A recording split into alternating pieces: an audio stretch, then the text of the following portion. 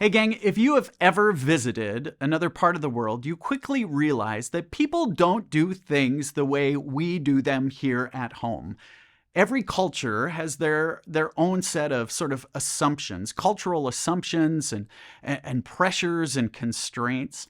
For example, the way men and women dress in the US is very different from the way men and women they dress in other countries. For example, women living in India, they often wear their saris. It's an unstitched sort of piece of fabric that's arranged over their body like a robe. Or men in Scotland, they'll be seen wearing kilts that look like dresses.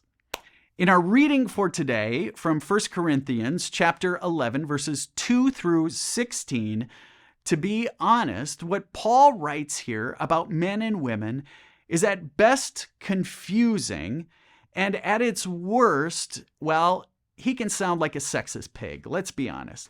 But if we pause for a moment to get behind what Paul is saying, it's actually rather beautiful.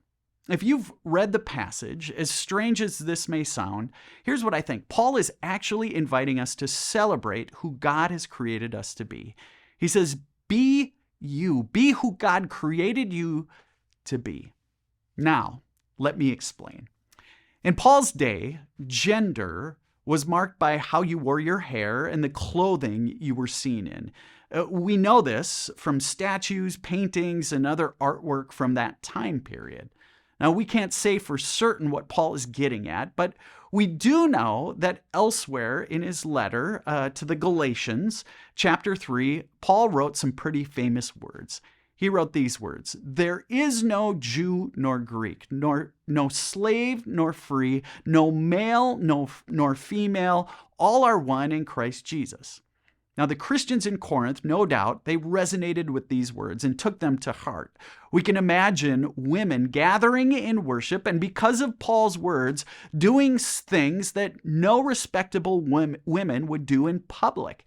In worship, these women, they would remove their normal head cover. Perhaps they would even scandalously unbraid their hair. It would have been seen by those outside the church as simply scandalous, but they did it to show that in Christ they were free from the normal social conventions and those traditions by which men and women were distinguished in that culture. Now, today we might celebrate that act of liberation, but much to their surprise, Paul doesn't congratulate the women on this sort of newfound expression of faith, because there was a practical problem. The only women who appeared in public without some kind of head covering, they were prostitutes. If women were gathering in church and letting their hair down in this way, it would have been the same as women today showing up topless for worship, honestly. Paul's concern was for their reputation. Paul doesn't exactly spit it out here, and so his words are confusing and can come off as sexist. But in a sense, he wanted them to know they didn't have to try so hard. Just be who God created you to be. But Paul's words, yes, they are confusing.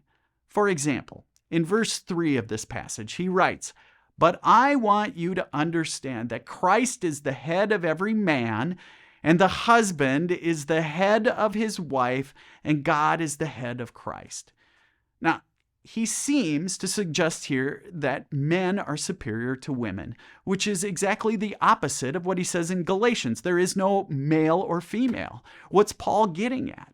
This may sound antiquated, but when Paul uses the word head here, he isn't referring to the sort of superiority. Instead, he's recalling the creation story. By head, he means source, like we sometimes call the source of a river the headwaters.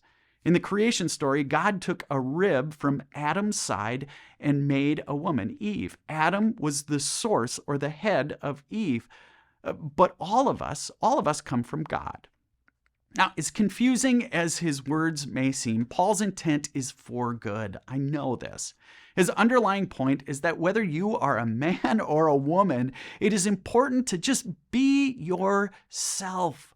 We honor God by being what God created us to be and not pretending to be someone else. As odd as this might sound to our modern ears, in a culture where your maleness was dishonored by covering your head and your femaleness was dishonored by not covering it, Paul is telling the people, celebrate who God has created you to be.